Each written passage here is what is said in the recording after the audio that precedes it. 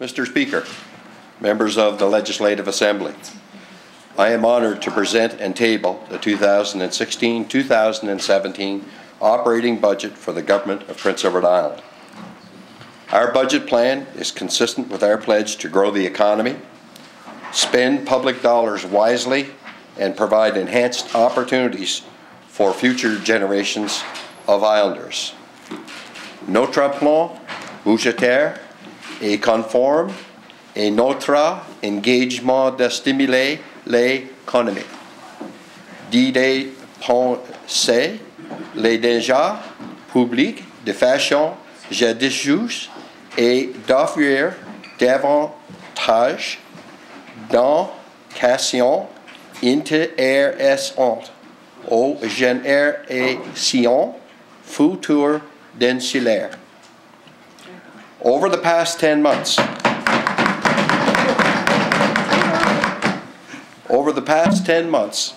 we have worked together across Prince Edward Island and across government to increase opportunities for engagement and prosperity for all Islanders. Today is one more step forward in that process. The budget we present today will focus on growing the provincial economy and providing critical services while respecting our commitment to spend public dollars in a prudent and responsible way. Islanders have spoken about their priorities, our government has listened, and we have set a course to build sustained prosperity. Against the backdrop of a slow economy, both at home and abroad, we have made some difficult choices. Our fiscal plan for the upcoming year will make necessary investments in core service areas, healthcare, education, and social programming, while, at the same time, positioning Prince Edward Island for long-term and sustainable economic growth. As our Premier is fond of saying, the people of Prince Edward Island are its greatest asset. And in this budget, they are our primary focus. A budget cannot, however, just tackle the priorities of today. It must also lay a solid foundation for the future. The investments and decisions we make in this budget will be guided not by what is best for our government, but rather what is in the best interest of our province and its people. Mr. Speaker, Ireland has much to be proud of. In 2015, our province was an economic leader. For the second year in a row, we led Canada in export growth.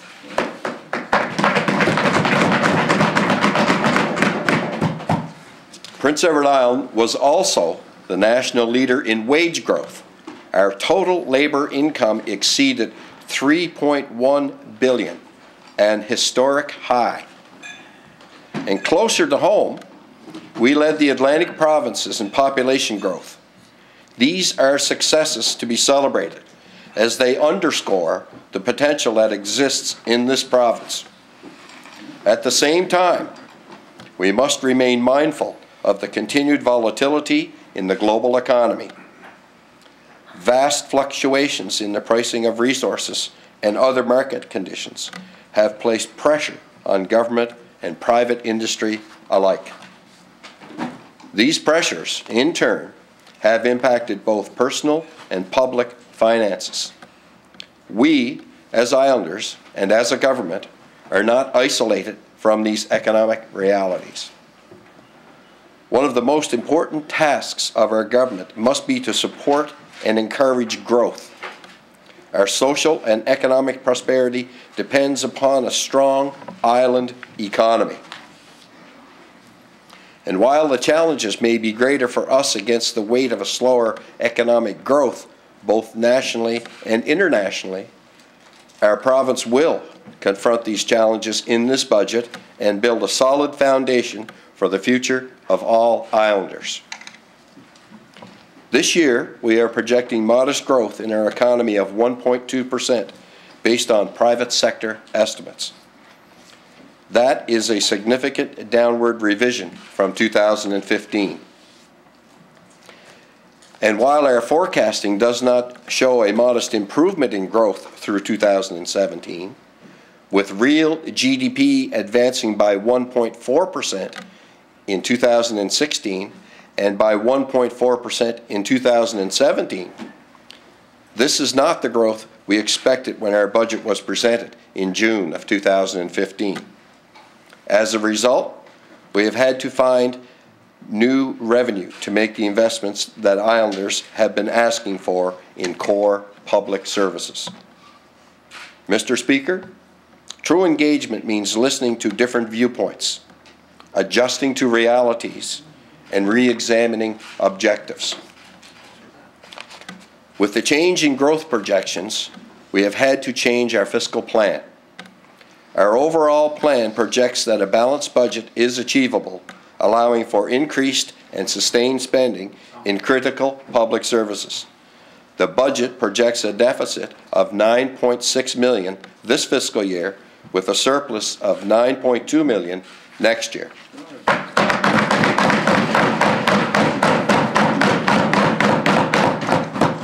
But, Mr. Speaker, Islanders have told us that a balanced budget should not come at the expense of essential public services, such as health care and education.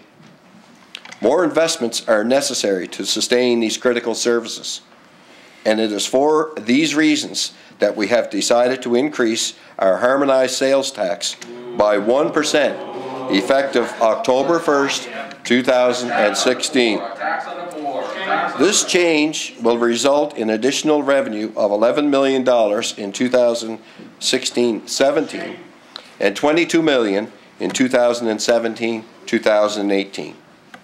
These revenues will go directly to the areas that are most important to Islanders: their current security and our future prosperity. An additional $8.2 million to ensure sustained health and wellness. An additional $7.1 million to improve education and invest in youth and prosperity. An additional $2.6 million to support those most in need, and an additional $7.1 million to help grow employment and our economy.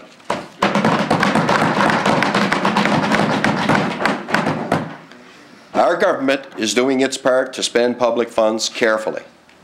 We have embraced prudence and fiscal responsibility in our own operations, and we will continue to find savings where possible.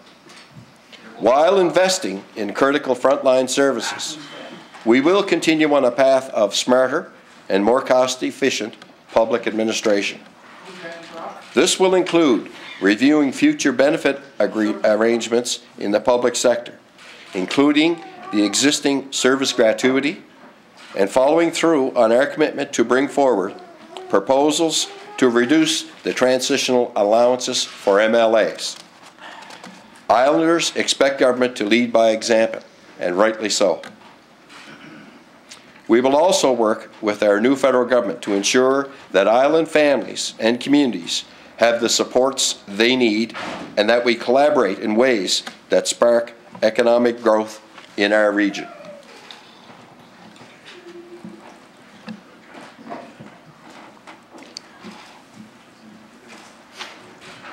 Transfers from the federal government to support provincial public services and infrastructure comprise 38.5% of our total revenues this year. It is our single largest revenue source at $658 million. In the coming year, Mr. Speaker, we will continue the important work of ensuring that our expenditures are focused on the priorities identified by Islanders, and that our investments are aimed at growing the economy.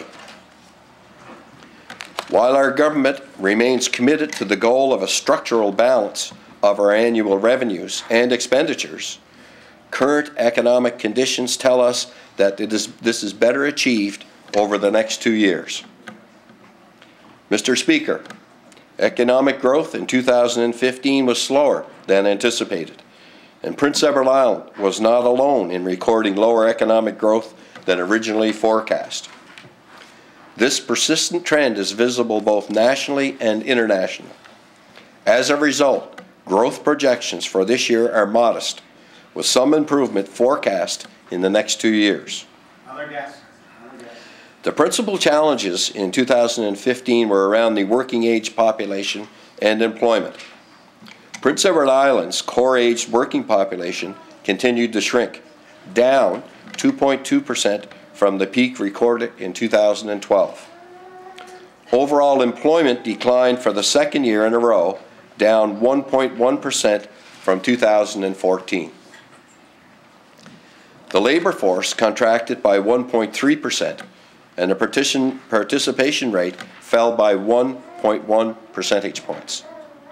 As a consequence, the unemployment rate decreased 0.2 percentage points to 10.4%.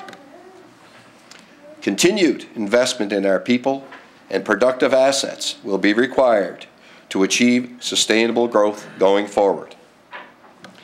There were also successes in 2015, notably in trade and exports, with a positive result on wage levels. The value of manufacturing shipments increased 1.5%, continuing a trend in growth going back to 2011, and a new all-time high. The value of international exports increased 15.4%, the fastest growth among provinces. Retail and wholesale trade advanced 2.5 and 6.5% respectively. Growth in average weekly wages at 3.5% was the fastest in the country, while the growth in total compensation was 3.6% compared to 2.6% nationally. And Islanders achieved a $100 million increase to their earnings in 2015. In 2016, we expect continued strength from our manufacturing and export industries to support growth. Strong wage growth will be necessary to close the gap between island wages and those in other parts of the country. Our population continued to grow in 2015, increasing by 0.2%, the fastest growth in Atlantic Canada. This small increase in population does not, however, illustrate the large number of people moving into and out of our province. 1,336 international immigrants and 2,202 interprovincial migrants came to Prince Edward Island in 2015, but 3,445 people left for other parts of Canada.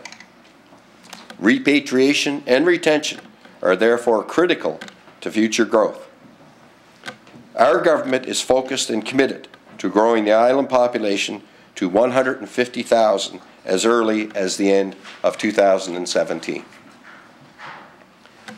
By doing so, we will ensure that our growing population will continue to support domestic demand in our island economy for years to come. Mr. Speaker, the 2015-16 fiscal year-end forecast is reflecting a deficit of $27.7 million compared to the budget deficit of $19.9 million. The primary reasons for the $7.8 million increase to the deficit are an increase of $6.4 million for health expenditures as a result of higher costs for inter-province doctors and out-of-province hospital services. An increase of $1.5 million for education as a result of maintaining the number of frontline teachers at previous levels. An increase of $1.5 million for rising expenditures associated with disability supports and community facilities. And an increase of $5.2 million for future benefit costs resulting from updated actuarial valuations. While these increases were mitigated by $6.8 million in savings from other government expenditures and a surplus in the Agriculture Insurance Corporation, the revenue from personal income taxes and sales taxes also did not meet expectations. These amounts were offset by a modest increase in corporate income tax revenue, but the forecast for 2015-2016 makes it clear that the island economy was not immune to the economic challenges being faced nationally and internationally. Healthcare services for islanders represent the most significant expenditure for government. And, Mr. Speaker, the delivery of these services have never been more important or more challenging. Our population is aging. We are facing more complex health issues, additional competition for human talent, and ever-increasing delivery expenses. There's constant pressure on our collective resources.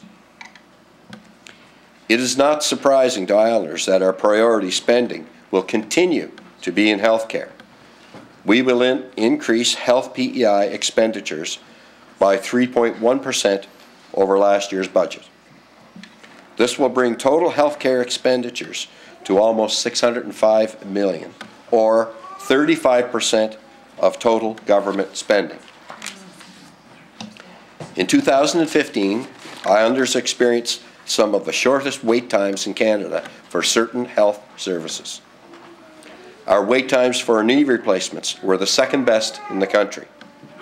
According to a report by the Canadian Institute for Health Information, wait times for hip replacement and cataract surgery were third and fourth best, respectively, in Canada. This budget will maintain frontline services while making targeted and strategic investments aimed at improving healthcare delivery for islanders. The dialysis program at the Queen Elizabeth Hospital will be enhanced with a $1.8 million capital addition to the facility, including annual funding of over $1 million to operate the new programs.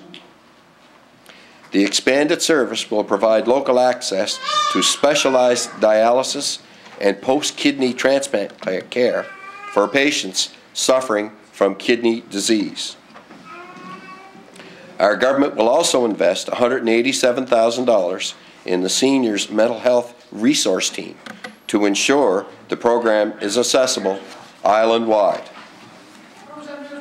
We will expand on the success of the Enhanced Home Care for Frail Seniors program, initially piloted in Queens County, by providing more social work positions in Prince and Kings counties, improving the access for frail seniors. In partnership with community organizations, our government will invest $162,000 in the cardiopulmonary rehabilitation program to provide chronic disease management following acute medical events such as heart attacks. We will provide funding for additional nurses to increase access to primary care services and improve the quality of life of patients suffering from chronic diseases. Our government will also continue to focus on meeting the needs of older islanders. An additional nurse practitioner will be hired for the home care and geriatric program, which will increase the number of nurse practitioners working in the public health system to 15. Our goal is to eventually have 20 nurse practitioners working in the system. The Youth Mental Health Day treatment program, which recently started, will receive an additional $366,200 to annualize the funding for programming to young people between 13 and 18 years of age. Funding will also increase for the generic drug program, which allows those islanders without drug coverage to access essential medications at significantly lower prices. The cost of prescriptions is capped at $19.95, and 12,000 Islanders are now registered for the program.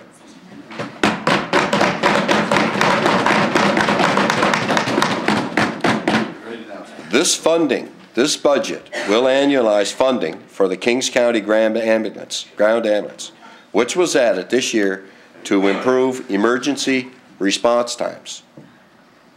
Finally, Mr. Speaker, funding will be provided to support the implementation of community advisory councils, which will add critical components to the public consultation and engagement process at Health PEI.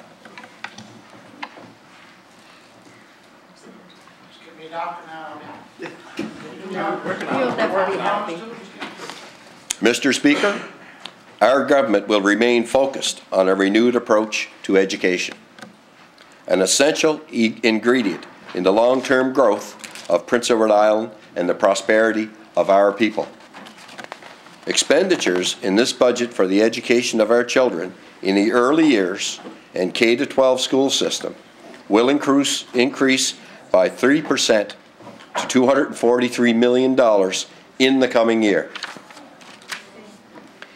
These expenditures will support our new learner-focused approach to education and be bolstered by the additional savings resulting from our streamlining of existing administrative processes.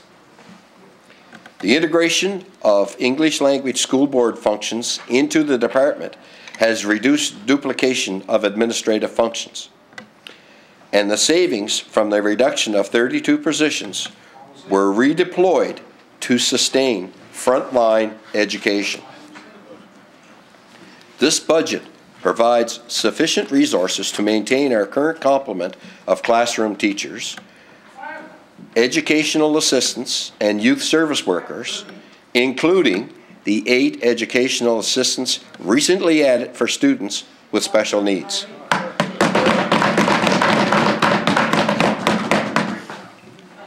Access to post-secondary education is also vital to the future of our youth and the development of skilled, productive workforce.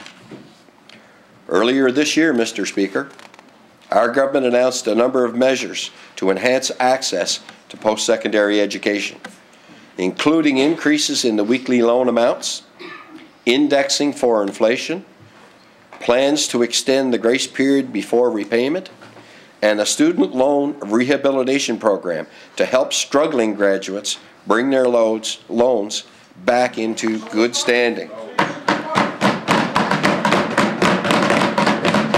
And Mr. Speaker, we will continue to make post-secondary education more affordable to Island students through the continued support of the George Coles Bursary and Graduate Scholarship.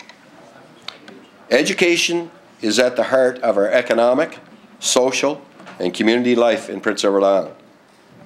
Our government is proud of the contributions being made daily by our institutions of advanced learning and training.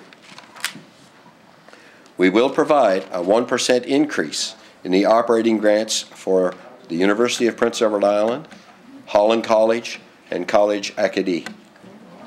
We will also increase support of the Jobs for Youth program offered by the Employment Development Agency, as well as support for the post-secondary program and career prep program delivered by Skills PEI. This will ensure that over 1,000 young Islanders will receive the necessary work experience to successfully transition into our labor force. In our core sectors of farming, fishing, food processing, and tourism, Mr. Speaker, our government will advance opportunities for young Islanders through existing and new programs, including the successful Future Farmer and Future Fisher initiatives.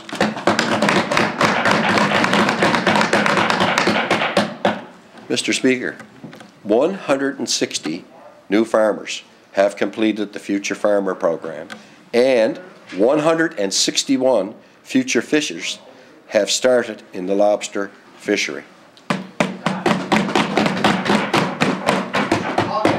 We will build opportunities for our young people to develop their own businesses and social enterprises. Our government will provide $108,000 in funding for junior achievement, student biz, young millionaires, and other youth entrepreneurship programs. Mr. Speaker, a cornerstone of public governance is how all segments of the population fare, including those most in need of our support. Our government is committed to finding and implementing the most effective ways to support Islanders in need and extend to them the security and dignity that they deserve while encouraging their ability to achieve success through education, training, and employment. Expenditures for family and human services will increase by 2% over last year's budget to reflect increased demand and better supports for those who need it the most. We are also greatly encouraged by a number of measures in the recent federal budget to improve financial supports for families and seniors. The new Canada Child Benefit will bring an estimated $21 million to island families with children starting later this year. And this will rise to $25 million next fiscal year. An estimated 4,250 island seniors will benefit from the $3.2 million increase in guaranteed income supplements payments. In 2015, food allowance rates increased by approximately $800,000. Further investments will be made in 2016-2017 to support low-income islanders. These increases are part of a 5-year commitment to invest $2.8 million to increase food allowance rates for social assistance recipients.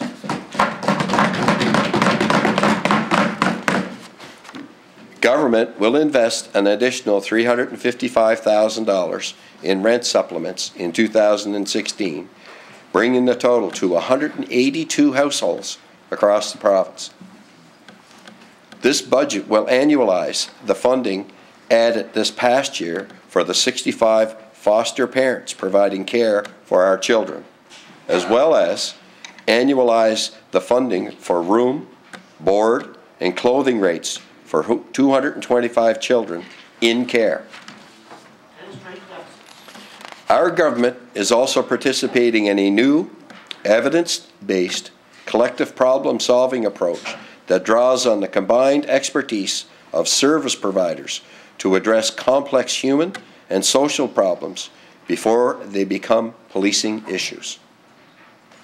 We will invest in training related to domestic violence and child abuse, as recommended in the recent coroner's inquest.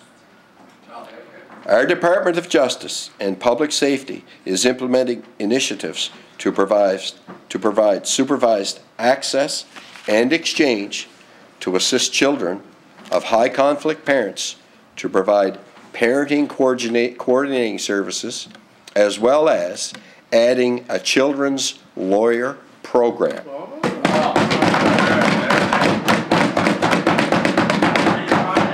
Over the past year, our government also added $400,000 to the Seniors Home Repair Program, the Seniors Safe at Home Program, and the PEI Home Renovation Program. The total investment in these programs is $2 million, which allows us to assist 600 low-income households. Mr. Speaker, a top priority of our government is to help grow the economy so that more Islanders can prosper here at home. Sustained economic growth relies on our ability to increase our population, expand our skills, and grow our workforce. That will require a steadfast commitment to recruit and retain in all sectors.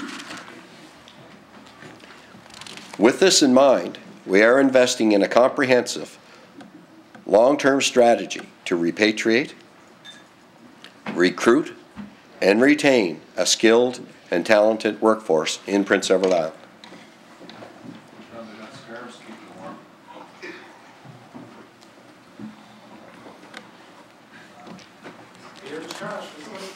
Retaining immigrants to Prince Edward Island remains a challenge.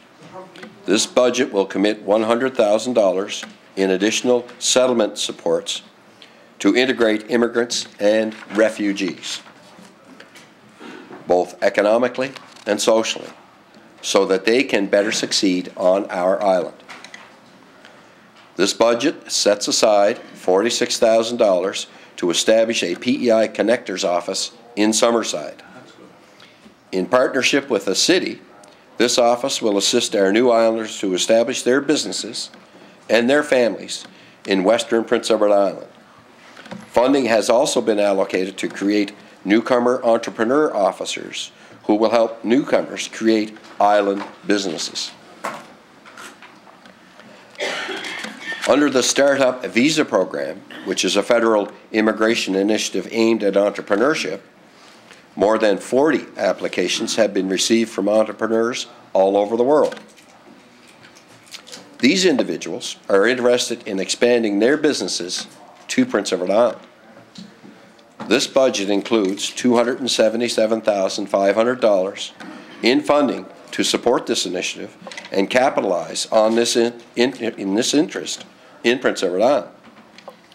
By retaining and repatriating islanders, as well as continuing to attract and settle new immigrants, we will enhance our economic prosperity by working together. Mr. Speaker, the gap between what we import and what we export, the provincial trade deficit, must be reduced. Prince Edward Island not only needs to produce more goods, we need to get them to market. To square up on this challenge, we have introduced a number of initiatives targeted at developing new business and increasing island exports. Sales PEI was introduced to identify new opportunities and development of new relationships for the local business community and build on the success stories of high-quality PEI goods and services. In addition to trade missions to increase sales and support for island exporters, Sales PEI has launched Grow Export, a training series that brings exporting professionals together with companies in Prince Edward Island. 14 companies are currently participating in this program, and in this budget, $50,000 has been directed to this program so that 28 more businesses can take advantage of opportunities abroad. Prince Edward Island may be small, but our food products remain among the best in the world. Food exports represent 60% of all island exports. The Food Island Partnership, established in 2015 as an initiative led by the private sector, has focused on growing exports and increasing culinary tourism. The Department of Economic Development and Tourism, through Sales PEI and the Department of Agriculture and Fisheries, will set aside $367,000 to continue leading-edge work by the Food Island Partnership and their partners, including the PEI Shellfish Festival, Fall Flavors, the Culinary Trail, and Burger Love. Mr. Speaker, our trade balance has been improving since 2011. We have a strong base, but we need to continue to increase our total exports and pursue new business opportunities so that more island products get to market. Prince Edward Island has a long and proud history of enterprise and entrepreneurship. Mr. Speaker, entrepreneurs drive economic growth and employment. Innovation PEI continues to work with the Island Advanced Task Force to promote and support entrepreneurship in Prince Edward Island. In this budget, we will invest $80,000 in this effort to bring together businesses, labor organizations, government agencies, post-secondary institutions, and local communities to promote and enhance this spirit of entrepreneurship. Entrepreneurship thrives on local support and like-minded entrepreneurs. To this end, $260,000 has been allocated for the creation of the Startup Zone, a place where new entrepreneurs can find their business legs and be supported by island business owners who have experience and insights to share. Propel ICT, an education and mentorship program for entrepreneurs in Nova Scotia and New Brunswick, has recently expanded to Prince Edward Island. Led by the private sector, its launch program guides entrepreneurs through the early stages of validating, developing, and launching a startup company.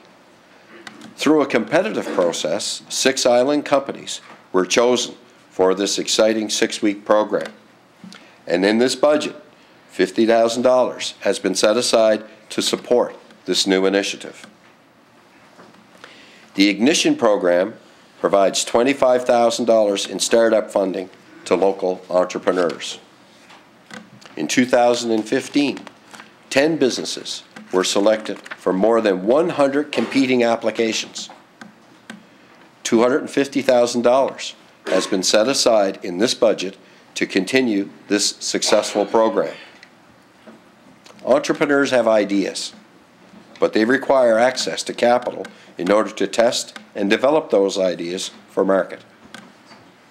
In addition to our existing lending supports through Finance PEI, we have budgeted $100,000 for a new microloan program for entrepreneurs. Loans of up to $15,000 are available to help with business startup costs. Tourism is responsible for 6% of provincial GDP. Mr. Speaker, and the industry provides over 7,700 full-time equivalent jobs for Islanders. In 2014, visitation to the island increased 2.7%. That momentum was compounded by a further increase of 5.5% in 2015.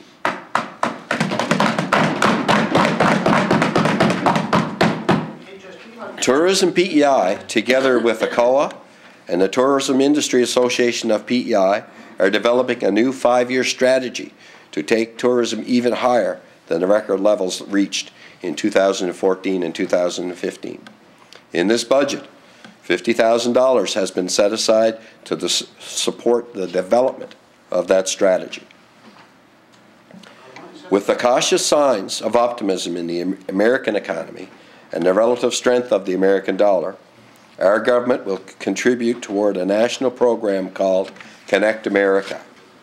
Destination Canada, in partnership with the provinces, territories, and the tourism industry, is investing up to $12 million to attract American visitors from cities such as Boston, New York, and Philadelphia to Canada, and ultimately to Prince Edward Island.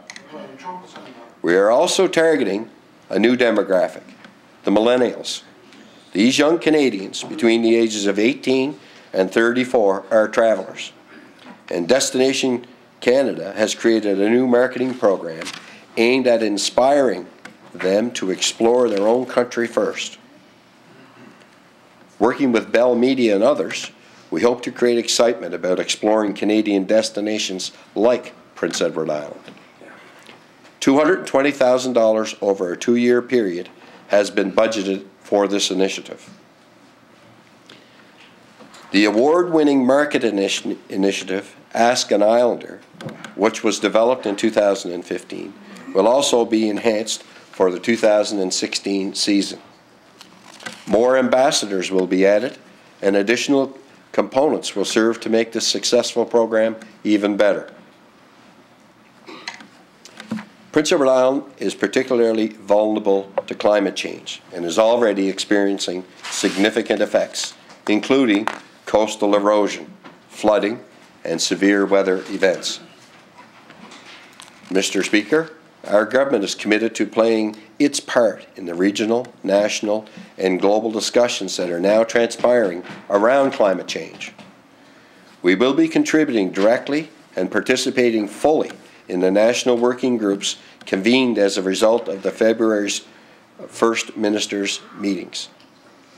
Prince Edward Island will, with the Government of Canada, co-chair their working group on adaptation and climate resilience.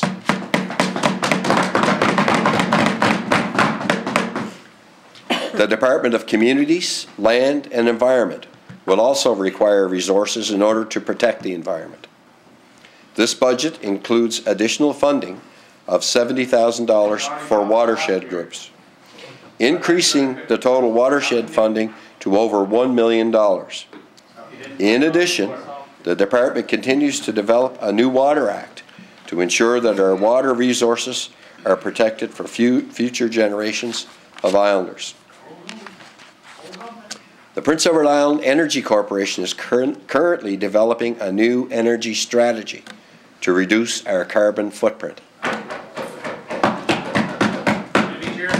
It aims to identify initiatives to conserve energy and develop alternatives to our existing use of fossil fuels. While there will be challenges, our government also sees new opportunities for green investment and economic growth. Efficiency PEI will design and deliver programming to increase energy conservation. In the next year, approximately $1 million in grants will be provided for significant energy reduction projects throughout Prince Edward Island. Can't wait to hear what those are. Can't wait. Our government will also continue investing in carbon-neutral biomass installations. The Biomass Heating Initiative generates economic growth through local energy resources processed and consumed in Prince Edward Island. By the end of 2016, biomass heating plants in government buildings will be replacing 2.6 million litres of fuel annually. Great.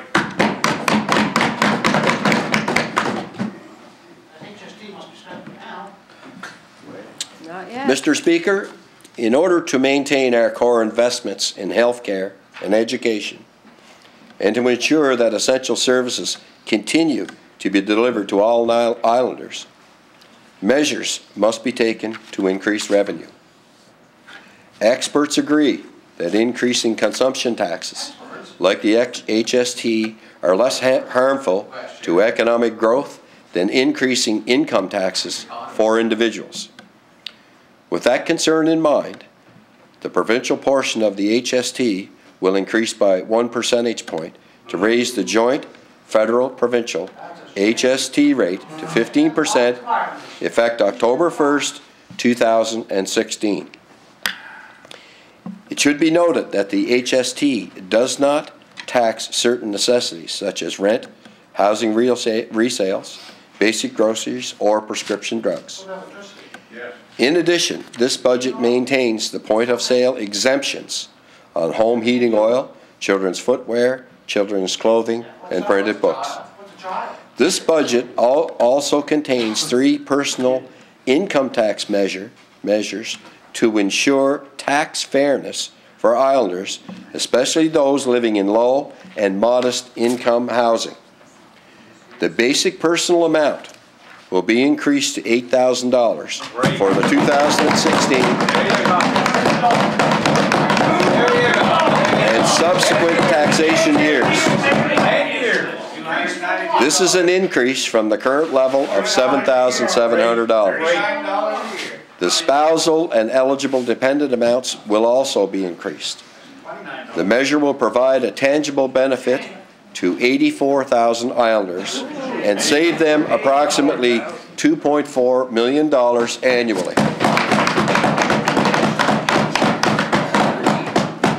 The Low Income Tax Reduction Program provides targeted personal income tax relief to low and modest income families and individuals.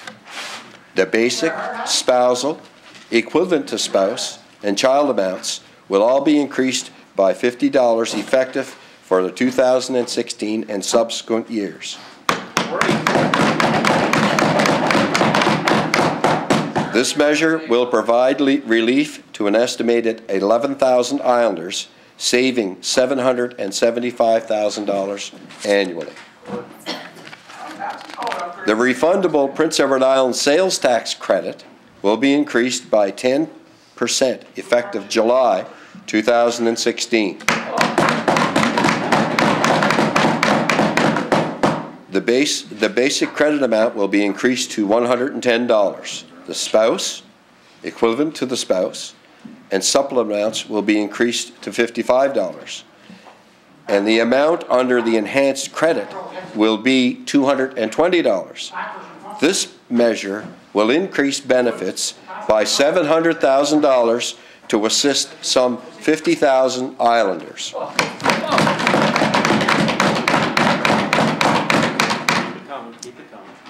Mr. Speaker, in addition to these measures, our government will also be eliminating the real property transfer tax to all first-time home buyers effective October 1st, 2016. This measure will reduce provincial tax revenue by an estimated $500,000 annually, but will assist those getting into the housing market for the first time. Mr. Speaker, over the course of the past 10 months, our government has provided tax relief to those who need it the most, including our seniors, working single parents, and low-income Islanders. Yes. As a result, 2,300 Islanders are no longer required to pay provincial income tax. And in the coming year, we will continue to target tax relief to those most in need, reducing the number of taxpayers by an additional 700 Islanders, increasing it, Mr. Speaker, to 3,000 Islanders. Taken together with the reductions announced this year, Islanders will save an estimated $7.3 million over these 2 years. We are undertaking a review of licenses, permits, and fees, and small adjustments will bring Prince Edward Island closer to regional levels. These fees total $68 million, and the increases represent $1 million in additional revenue.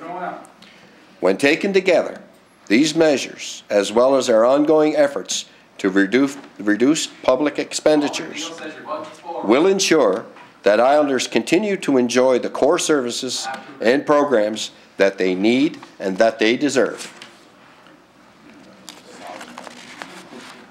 Mr. Speaker, this budget provides our fiscal direction for the next year and clearly sets out our long-term plan for growing the economy, spending public dollars wisely, and providing enhanced opportunities for future generations of Islanders.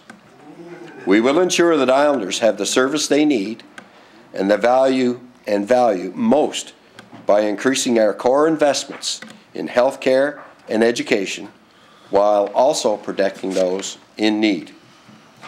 We will direct expenditures to strategic areas that are aimed at growing our economy and laying the foundation for future long-term prosperity in Prince Edward Island. And like the farmers and fishers who stand as stewards for generations beyond, our government will maintain a responsible and steady hand on the public resources of Islanders as we move forward together towards balanced revenues and expenditures in Prince Edward Island. The greatest asset of Prince Edward Island is our people. And with every one of us doing our part, we are confident that the initiatives introduced in this budget today will ensure sustained prosperity for all Islanders. Thank you, Mr. Speaker.